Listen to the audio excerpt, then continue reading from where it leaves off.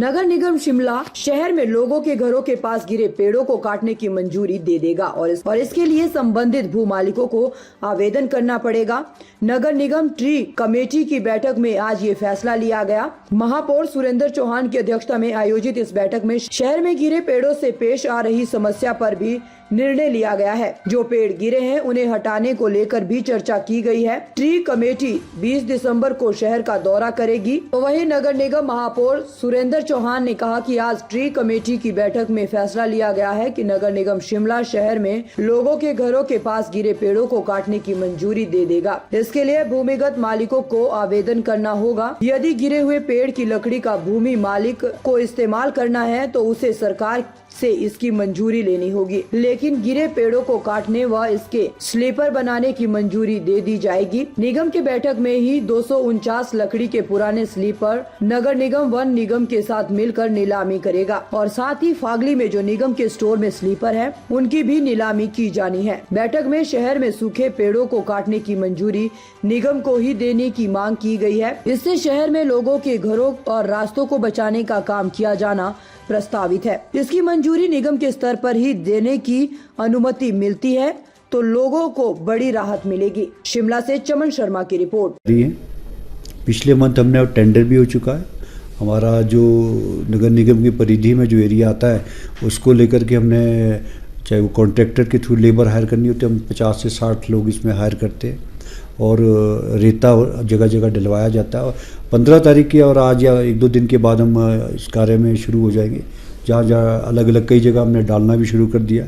जो इम्पोर्टेंट जगह या दूसरी जगह से हॉस्पिटल्स है या है, एक केमिकल के थ्रू भी हम उसको बर्फ़ को गलाने का काम करेंगे। जहाँ हॉस्पिटल्स और ये यूनिवर्सिटीज़ है, कॉलेजेस है, जहाँ मतलब जो बहुत ज़्यादा इमरजेंसी में आदमी को जाना पड़ता है तो उन जगह को भी हम करेंगे। और 2 रोबोट हमारे पास नए आ रहे हैं, हमने 2 रोबोट और ले लिए, 4 रोबोट हमारे पास हो गया, एक जेसीबी है और इसकी हमारी अपनी पूरी तैयारी है। और हमारे एक्शन इस पर समय समय पर खुद मॉनिटरिंग करके जगह जगह जाते हैं और जहाँ जहाँ डेंजरस और चलने के लिए उसको रेता और डाला जाता है। बहुत अच्छी बात है। मैं इसका संज्ञान भी लूँगा और हम एक टोल फ्री नंबर करेंगे या वैसे रिज पर होता है हमारा एक नंबर भी मैं डिस्प्ले कराऊंगा और सोशल मीडिया के माध्यम से भी करेंगे कि कोई ऐसी इमरजेंसी है या कहाँ जाने का या लगता है कि वहाँ फंस गए या गाड़ी फंस गई है, कोई इमरजेंसी में जाना चाहता है तो हम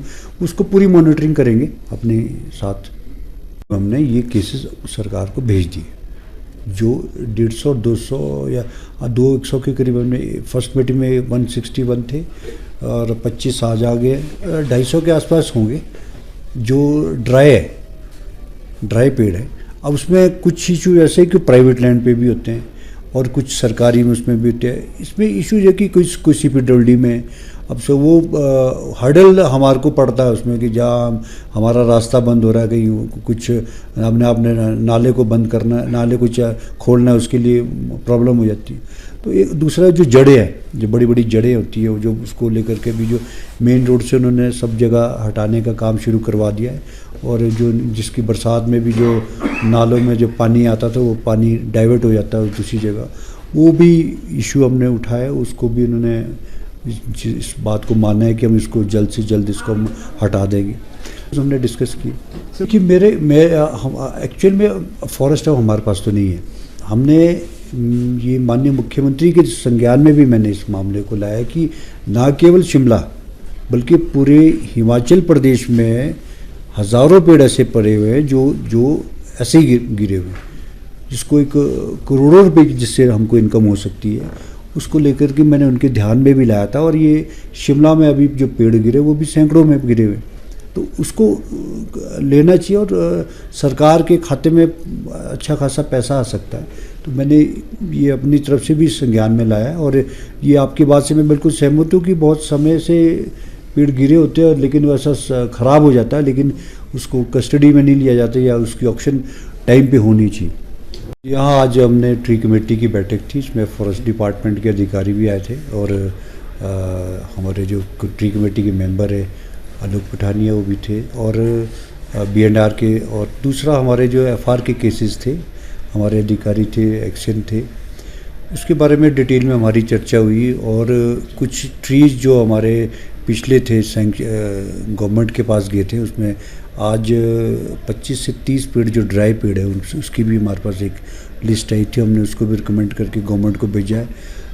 तीसरा इसमें एक हमारे इम्पोर्टेंट सा इशू एक आया है, जो पेड़ गिरे हुए पेड़ है जो प्राइवेट लैंड पे पड़े हुए हैं और उसकी कोई परमिशन या वो नहीं मिल पाती, वो काफ़ी दिनों से उसकी मामला काफ़ी लटका हुआ था। बहुत से लोग चाह रहे हैं कि हमको अपने पेड़ों को अगर निकालना है या हटाना है तो उसको परमिशन हमको मिलनी चाहिए। तो हमने आज उसको प्रपोज़ल को अपने मीटिंग में रखा और इनको ने एग्री भी किया कि जो भी प्राइवेट लैंड होल्डर जिसकी ज़मीन में पेड़ गिरा हुआ है वो अगर उठाना चाहता है उसको स्टैग करने की परमिशन भी मिलेगी और एक वो अपना लॉग्स बना करके एक स्टैग कर सकता है। जब उसे परमिशन अपने उसको पर्सनल यूज़ या करने के लिए करना तो उसके लिए सरकार की परमिशन लेनी थी, क्योंकि बहुत सी जगह ऐसे है कि जिसकी वजह से हमारे रास्ते बंद पड़े हैं या रास्ता होल्ड उसको डिस्टर्बेंस हो रही है रास्ता बनाने में, क्योंकि ज़मीन में पेड़ जो प्राइवेट आदमी का वो तब तक वहाँ से उठाता नहीं है। तो वो एक उसका एक प्रोसीजर है कि वो अपने अगर अप्लाई करेगा तो उसको पेड़ हटाने की परमिशन भी देंगे। दूसरा एक इशू आया था जो स्ट्रीट लाइट्स का इशू है, जो खासकर न्यू शिमला में जहाँ पर ऑर्नामेंटल ट्रीज़ है उसमें स्ट्रीट लाइट्स बहुत ढकी हुई है। तो हमने ये डीएफओ को कहा है और उनका गार्ड स्पॉट पे भी जाएगा और साथ में जहाँ जहाँ निकालने के लिए लॉपिंग और वो निकालने हैं वो हमने उसकी परमिशन भी दी और उसमें इलेक्ट्रिसिटी वाले लोग भी ये परमिशन मांग रहे थे। पीछे हमने शुरू भी किया था लेकिन किसी ने कंप्लेंट की वजह से इसको बंद करना पड़ा, लेकिन अब हमने ये डिसाइड किया कि जो फॉरेस्ट डिपार्टमेंट का गार्ड है उसकी प्रेजेंस में उसको उस लॉपिंग को करेंगे ताकि जो हमारी बिल्कुल जो स्ट्रीट लाइटें ही बंद पड़ी है उसके ऊपर ढकी हुई है उसको और छोटी छोटी उसमें छांग के रूप में वो भी करेंगे। तीसरा एक हमारे जो अपना फागली में हमारा स्टोर था लकड़ी का, जो हमारे स्लीपर्स थे वहाँ काफ़ी सालों से वहाँ पड़े हुए, काफ़ी कुछ लकड़ उसमें ख़राब भी हो गई है, उसकी ऑक्शन के लिए भी हमने बद्दी के लिए भेजा है। जो उसका कॉरेस्पॉन्डेंस उसका फॉरेस्ट डिपार्टमेंट से चल रहा है और जो जल्दी उसको भी लिफ्ट करके हम ऑक्शन के लिए भेजे। इसके अलावा हमारे पास पुराने जो आरओ ने मुझे जानकारी दी आज कि जो 259 लॉग्स जो है ऑलरेडी उनके कस्टडी में पड़े हुए हैं, हमारे पुराने बहुत पहले के पड़े हुए हैं, जो अभी के नहीं है वो पहले के हैं। वो हम फॉरेस्ट कॉरपोरेशन उसको के थ्रू हम उसको ऑक्शन करेंगे और उसकी इनकम हम अपने पास लेंगे, क्योंकि बहुत समय से वो किसी ने उसका ध्यान नहीं दिया, लेकिन अब उसको हम अपनी कस्टडी में बल्कि फॉरेस्ट कॉरपोरेशन उसको ऑक्शन करके उसकी जो इनकम आएगी वो हम अपने पास लेंगे।